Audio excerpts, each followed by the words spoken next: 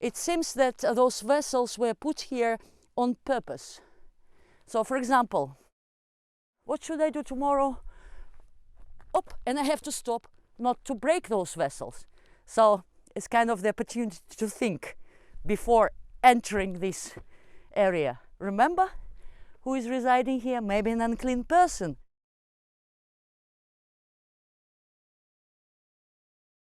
Today I'd like to visit the place which is called Tel Eiton.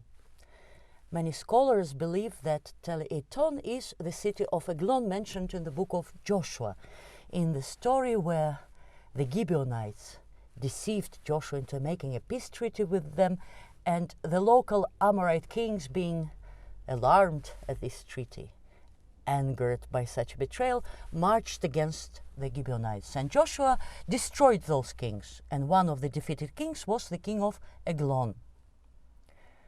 Tel Eiton might be the city of Eglon. However, it's not the reason why I'd like to go there and invite you to join me. During the period that lasted for 600 years, from the 12th century BC till the year 586 BC, when Jerusalem and the first temple were destroyed, the Israelites built their houses according to a certain plan. In literature, they call it the four-room house plan. And this period of 600 years is called the Iron Age. Well, the house started to take its shape sometime during the early Iron Age, 12th, 11th centuries BC. Let's say during the times of the judges in the Bible. And later, it became the dominant feature of the Israelite architecture. The Israelites built their houses according to this plan. They also constructed the public buildings according to this plan. Moreover, even the tombs were carved according to this plan. Why? Many scholars ask this question. And what were the origins of such a shape? Was it the worldview that shaped the house, or vice versa? The house shaped the worldview?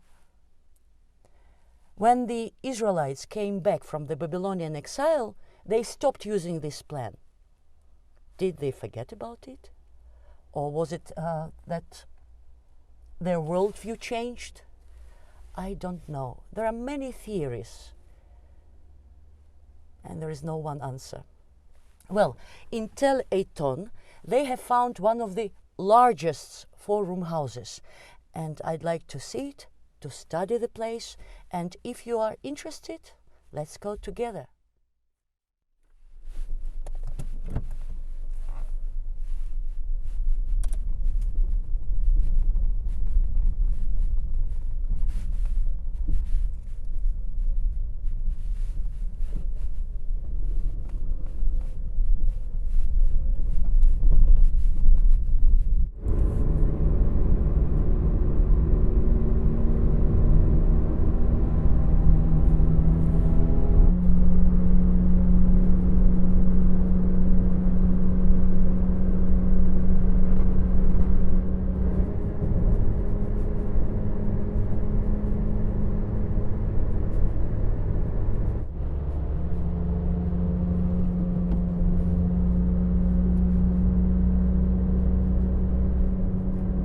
Are traveling through the area which is called the Shvila. This is the name for the lowland. It is possible that the name was given by the Israelites who lived in the mountains. When they looked down to the west, they saw the landscape getting lower and lower and lower until it became totally flat on the coastal plain. The lowland.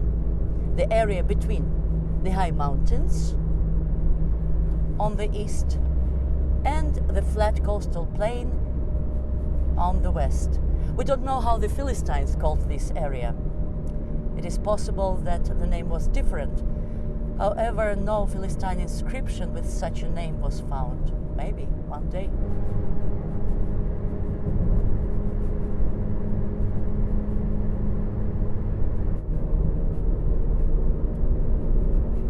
Do you see the mound in front of you? Well, let me stop somewhere for a second so I can take a video for you.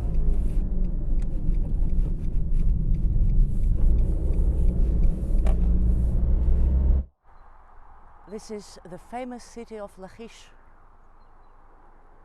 In Iraq, in Nineveh, in the palace of Sennacherib, they have found a large wall relief that depicts a battle that took place at Lachish. The Assyrians set up their military camp here. Sennacherib himself was here. Why do I mention this? Because we're going to meet the Assyrians again in our story. Tel Eiton is only 11 kilometers away from us. 7 miles away. Let's continue.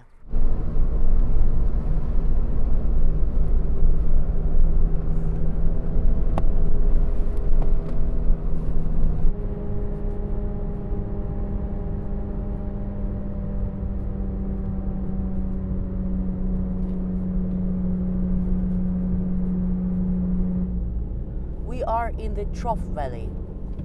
This valley separates the Hebron Mountains, the foothills of Hebron Mountains, here on the left, and the Shfila on the right. So Tel Eiton is located in the Trough Valley, in the southeastern part of the Shfila.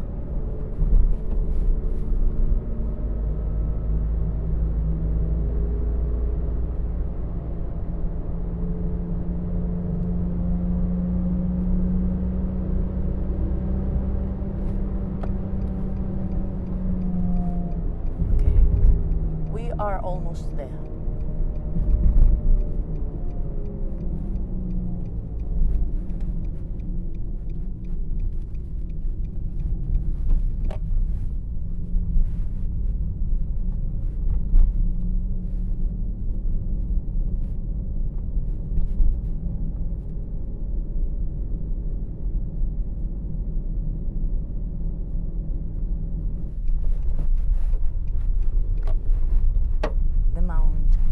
Of you is Tel Eiton.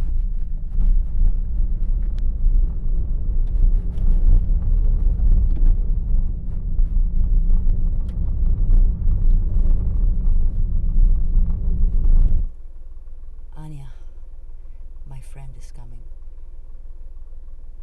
She's going to be our camera woman.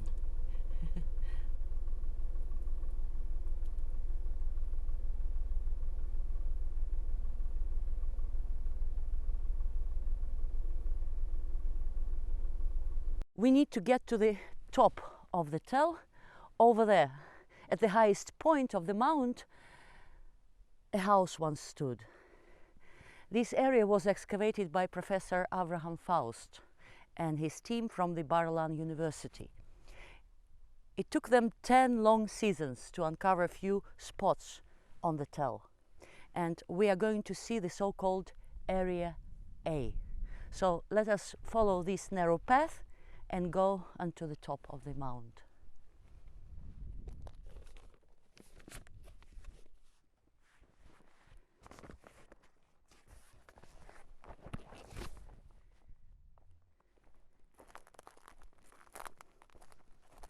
А ты идешь?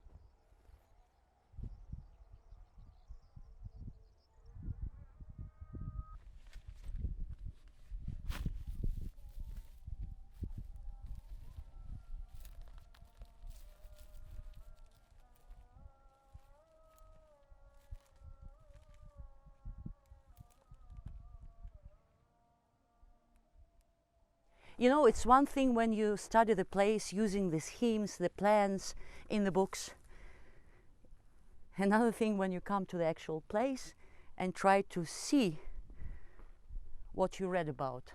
So please give Anya and me some time.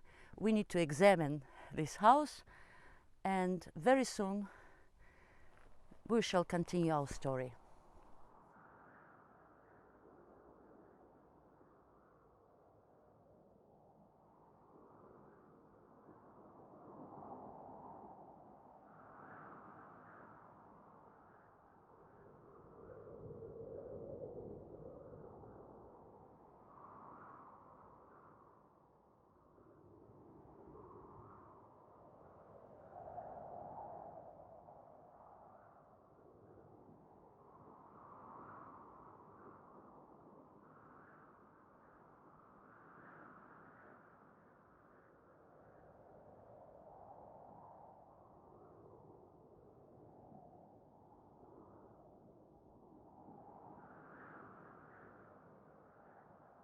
Do you remember the Assyrian army nearby? Well, they have arrived here too. And most probably the residents of this house were captured and taken into captivity, if not killed. And the city was set on fire. Moreover, the archaeologists examined the temperature of the fire inside this house. They found the evidence that this house was set on fire on purpose. And the firing of this house was much greater than that of other structures in the city. It is possible that the Assyrians wanted to proclaim their victory over the city. This pile of stones blocks the entrance, so we will have to climb up these stones. Be careful. Let's enter.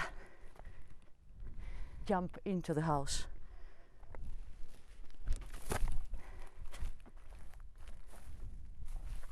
Заходи.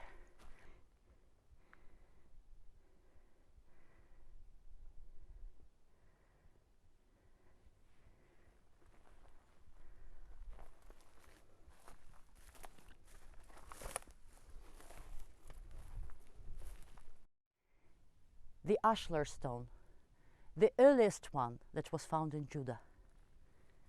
It's amazing. There was another ashlar stone on this side, but I guess it didn't survive. And that was the entrance to the house.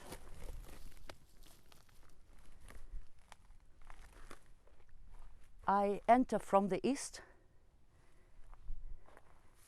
and find myself in a large courtyard. The average Israelite house would be 40, 70 square meters. In some places 120 square meters. But here it is 250. Amazing. So I counted actually 11 rooms. But why do they say that this house is the 4-room house? Well, the term is misleading. Actually, the floor plan, the original plan, consists of 4 spaces. So maybe it's better to say the house with 4 spaces inside. And later, these 4 spaces were subdivided. So you have 1, 2, 3, and a broad space 4. That's why they say it's a 4-room house. This long room, originally it was 1 room. It had 2 entrances. One was where you stand, here, and another one was here. So they were very clever. They understood that the family would grow, so what to do if we need an extra room? So the original plan was shaped with such considerations. They wanted the house to be flexible for future changes. So you have 2 entrances. You don't have to break the wall again. 2 entrances would allow you to put a wall here later And now you have 2 rooms. That's quite interesting. The same way is over there. You have a long room that later you can have another wall and it will be double room, because there is another entrance over there, you see? Oh, it's thorny. Privacy is very important for the Israelite culture. Each room can be accessed from the courtyard. In previous periods, like in Middle Bronze Age or Late Bronze Age, or even during the early Iron Age, in the so-called Canaanite Phoenician houses, you had to go to cross one room after another. For example, you woke up early in the morning and you need to brush your teeth. You had to cross all the rooms and to greet all the members of your family before you get to the water to brush your teeth. So there was no privacy. But this shape of the house allows you to find a place to hide. And let's see this room. Here the archaeologists did not find anything. No vessels were found. Just ignore this empty place. There was a wall here, but it is possible that the Assyrians, when they entered the house, they breached the wall here. So some of the walls of this room do not exist, but there was a wall here. It's a very large room and it has one entrance only. Moreover, this entrance is not in the center, it's more to the east. So when I stand far away in that corner of the room, you would not see me. Imagine there was a wall, mud brick wall here, so you would not see me. So what Abraham Faust believes, that this room was made for the ritually unclean person. For example, in the Bible, in the book of Leviticus, chapter 15, we know when men and women can become unclean. And also this chapter tells you which laws you have to keep. Women can become unclean when they are menstruating, for example, or if a woman gave birth. If you have a son, you have to stay away from the society for 7 days. If you have a daughter, you have to stay away from the society for 14 days. You have to keep these laws of purity. You cannot sit down on a bench where later a man would sit down. You cannot touch the pottery vessels. You cannot touch the tools that a man would use later. In many cultures, they would send women away. For example, in West Africa, in the tribe of Dogon, in the village of Dogon, they built a special hut where every month a woman goes and she lives there for a certain period of time. In Nepal, for example, even though the law forbids it nowadays, still they keep this practice. They send their women away, and those women have to live outside of the society, somewhere in dangerous places where they can be attacked, insulted, offended. So, because they are alone and there is no one to defend them. As for the Israelites, ancient Israelites, they found a good solution. How to keep the laws of purity inside of the house. You don't have to send your wife away. Why? You love her, she can stay in the house, but just be careful, she's going to be careful not to touch certain objects. And she's going to have privacy. And Abraham Faust believes that this room was used for this purpose. An unclean person could reside here for some time. Then what's interesting, you see these 2 doorposts, white doorposts. There is a standing stone here and over there. Nowadays it's hard to see, but the archaeologists uncovered the white surface here made of crushed limestone. Maybe those are the remains, I don't know. but it was about 80 to 90 centimeters, I guess, almost a square, a wide surface, like a carpet at the entrance to the room. And Abraham Faust draws a very interesting picture. For example, my period of impurity finished. I can come back to the society. I can return to my family.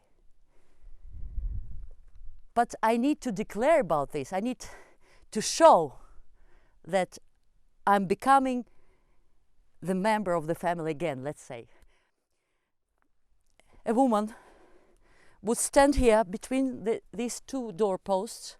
Remember, there is a white surface like a carpet here. Also nearby, I think in this area, today it's not here, the archaeologists took it away, they found the basin made of chalk, basin for water.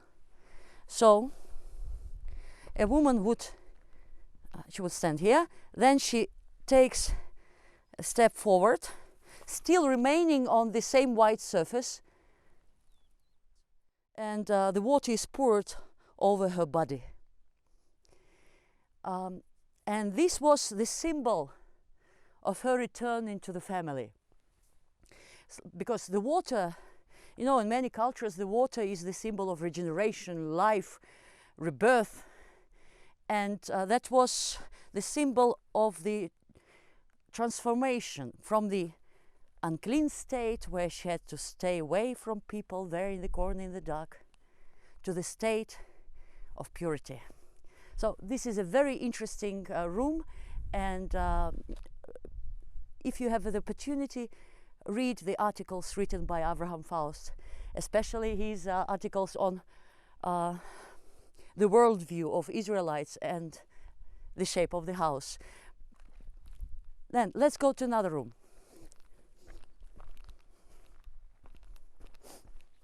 For now, ignore these stones, we'll get to them later. So from the courtyard, I would enter this room.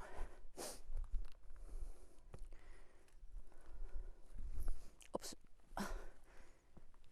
Ты можешь за мной пойти даже, потому что здесь можно показать.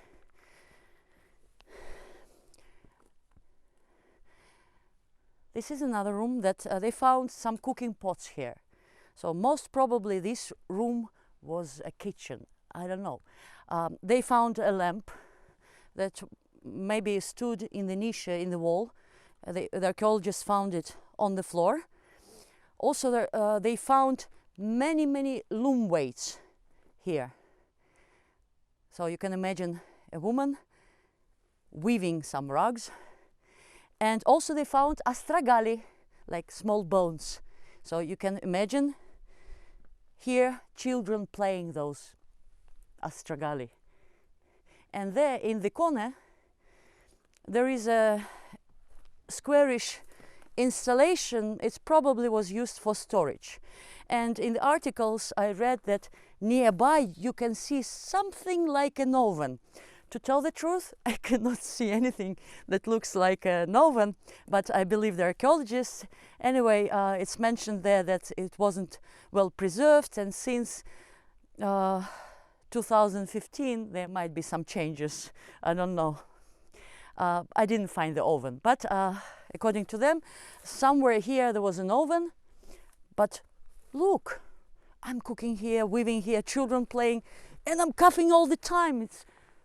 The smoke comes out of the fire because we are under the roof. Remember, the lamp was found here, so it means that we would be in the room which had a roof. Very strange. So maybe it was a seasonal kitchen, and during the times when it was warm, women would cook outside, somewhere in the courtyard. So it's possible. And while I'm cooking, okay, something is there on the oven, I'm weaving and looking after my children at the same time. So you can see the daily activities of people of those times. And it's a very feminine section of the house. that empty room, the kitchen, weaving. There is another room over there, and the pottery would tell us that it was also used for living. The entrance, I do not know if I can get there because there are some bushes. But here, as far as I know, at the it's thorny. There at the entrance, don't laugh at me. They have found the oil lamp. So it's very interesting. Almost in each room, they find the oil lamps. Well, this family was quite rich. And what it means, somewhere in the courtyard, there was a permanent fire. So, but you need wood, lots of wood. But they could afford this. Moreover, they could afford oil. And do you know where they kept the liquids? In that room. Again, the oil lamp was found here, and many storage jars. And what's interesting, when there is a sunlight entering the courtyard, it doesn't penetrate into this corner. Remember again that there were mud bricks. So we would be in the darkest and the coolest room in the house. And most probably wine, oil, water was kept here. And also they found, how do you pronounce, a funnel in this room with narrow opening to control the liquids when you pour the liquids into the jar. So let's go to another room. We visited the southern rooms. Now we are visiting the northern section. Well, it differs from that one. That one is very feminine. Here it's more storage. All these finds were hidden by the whitish ceiling. Okay, the ceiling collapsed and smashed all this pottery. And also, here in this room, they have found, if I remember, 5 bullae. Bullae is the seal impression on a clay. Those objects fell down from the 2nd floor that stood here.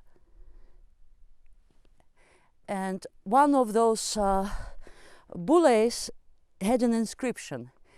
And it's quite a unique find because it had both the inscription and the image. There was an image of a doe, grazing doe, and also the inscription mentioned the name. I do not remember exactly the name. I hope if I'm not mistaken. Shebnayahu ben Samak. Okay, I don't know who this person was. So I don't know if he was the head of this family. But we understand that the 2nd floor was used by men. Maybe some for administration. Maybe the governor was residing here. But it's not the palace. Okay, it's the abode of a family. We should understand. They lived here, their daily life. And how you would get to the 2nd floor? No stairs were found. So most probably they used the wooden ladder that would take you upwards. Do you remember the story in the 2nd book of Kings? This woman of Shunem asks her husband, let's build on the upper floor a room and put a table there, a lamp there, a chair there, and a bed there. And every time when Elisha comes to us, to visit us, he can stay there. So from certain passages in the Bible, we understand that the 2nd floor was considered to be distinguished. So if you're a distinguished guest, you can be sure you would sleep there, somewhere there on the 2nd floor. And the whole northern section might have had the 2nd floor. So you had few rooms there too, and it's possible that the family slept also there. There is a very interesting installation here. To tell the truth, I don't know much about it. Maybe it was used like a mortar, but what I know that here in this area they found a row of vessels.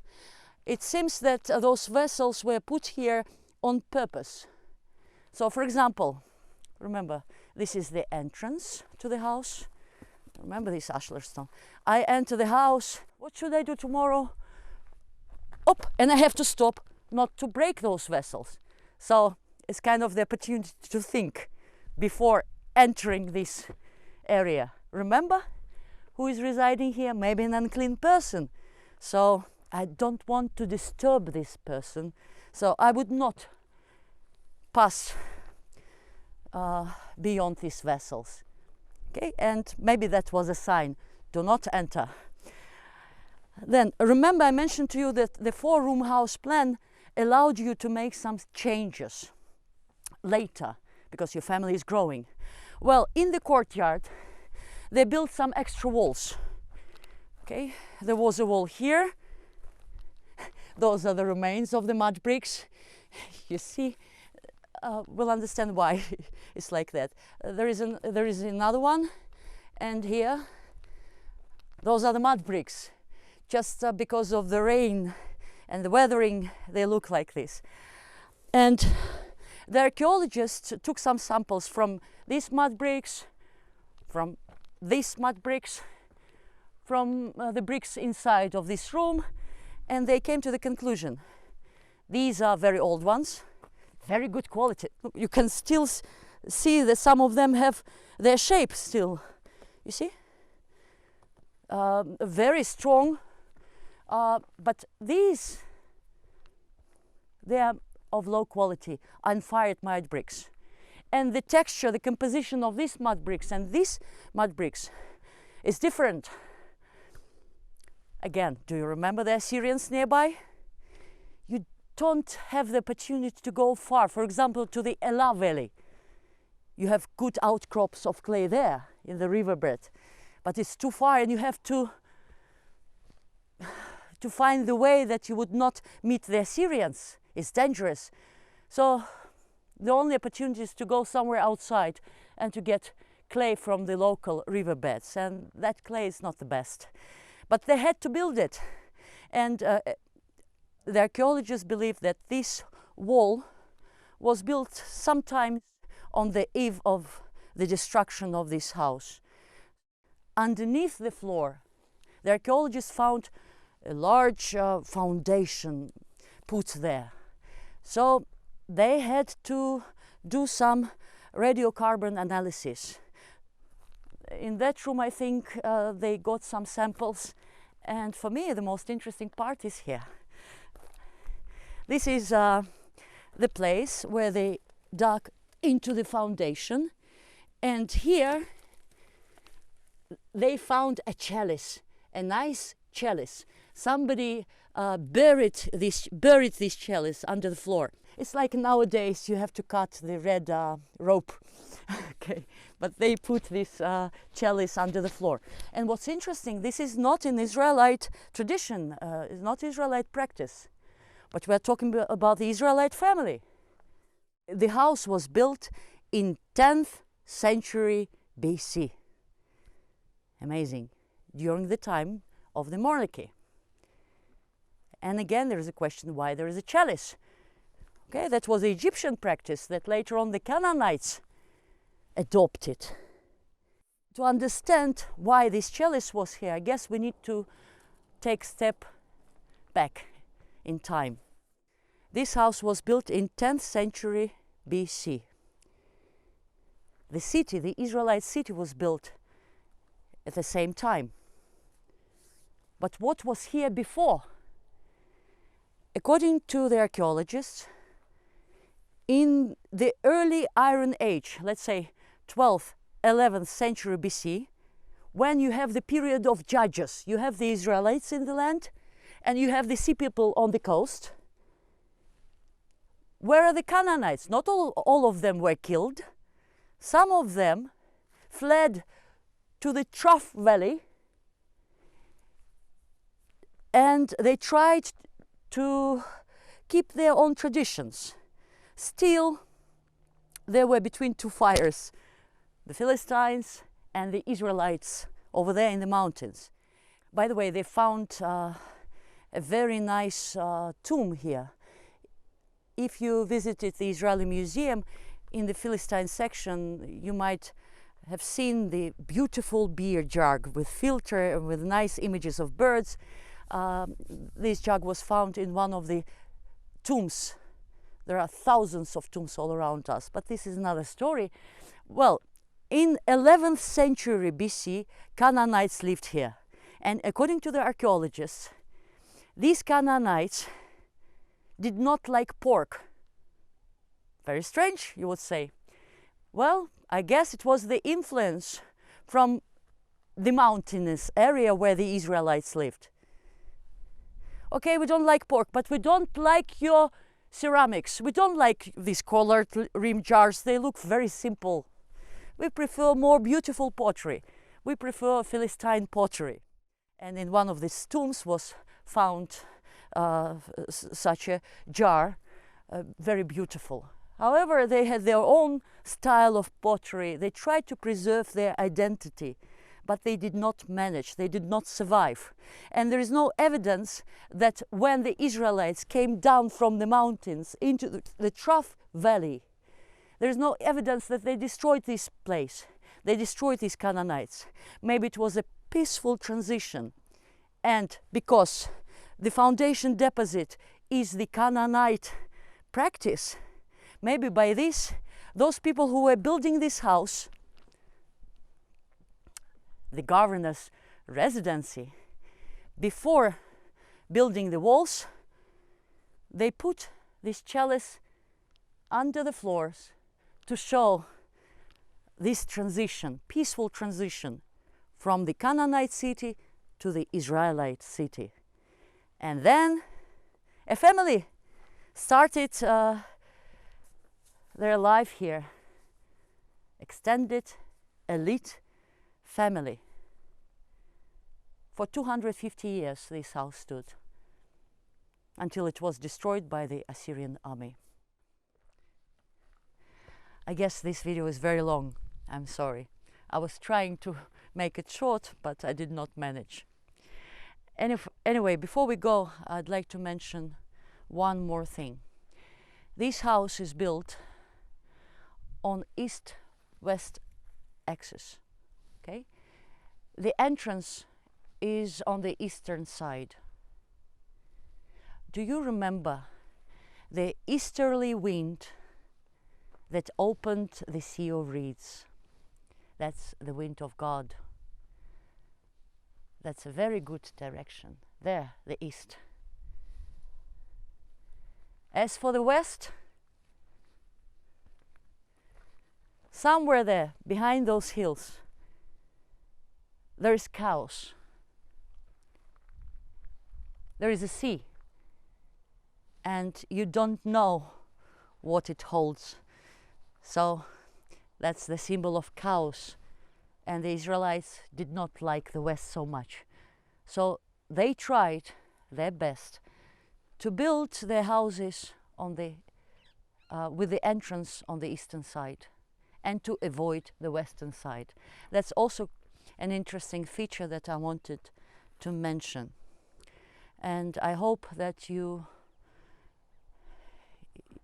find this story interesting, and God willing, we'll meet again.